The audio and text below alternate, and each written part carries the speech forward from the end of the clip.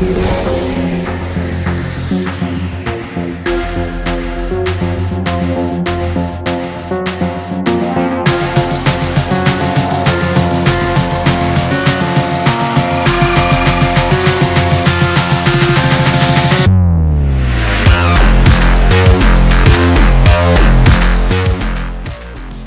Z10 দিয়ে বেশ কিছুক্ষণ গেমিং করলাম, বাট স্মার্টফোনটা খুব বেশি হিট আপ হচ্ছে না। আমরা যদি একটু দেখি, এটা এই মুহূর্তে 36.6 আছে, কিছুটা বাড়ে কমে 40-এর মধ্যে ঘোরাফেরা করছে।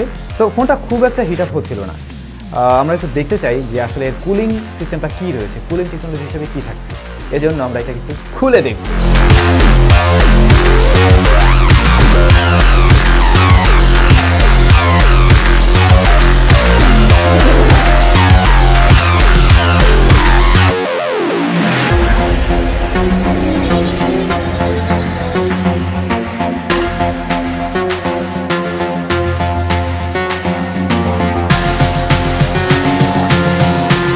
যেমনটা বলছিলাম আমরা যে স্মার্টফোনটা আমরা খুলে দেখতে চাই যে কুলিং সিস্টেমটা আসলে কিভাবে কাজ করে।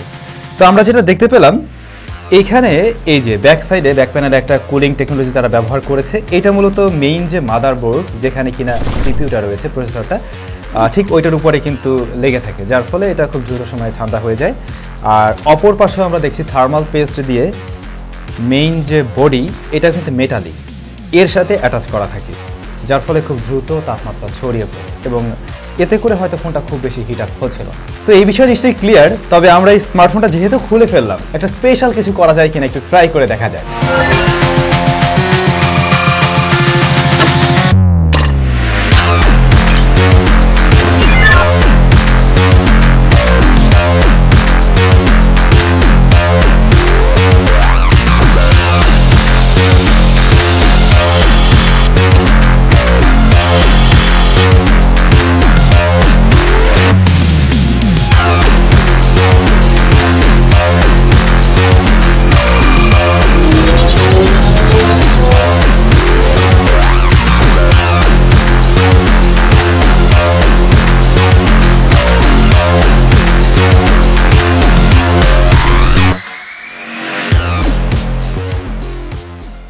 দেখা গেছে আবার, হ্যাঁ থাকুক, রোল থাকুক, তোমার মাথা দেখা যায়।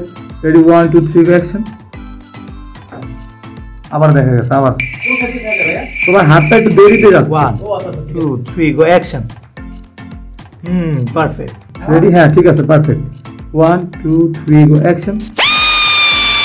পারফেক্ট। কোনটা? আরে ওইগুলো পরে দেবা। খুব মোট দাও। রেডি 1 2 3 গো অ্যাকশন। চলবে, হ্যাঁ পারফেক্ট। হেভি ছিল জিনিসটা।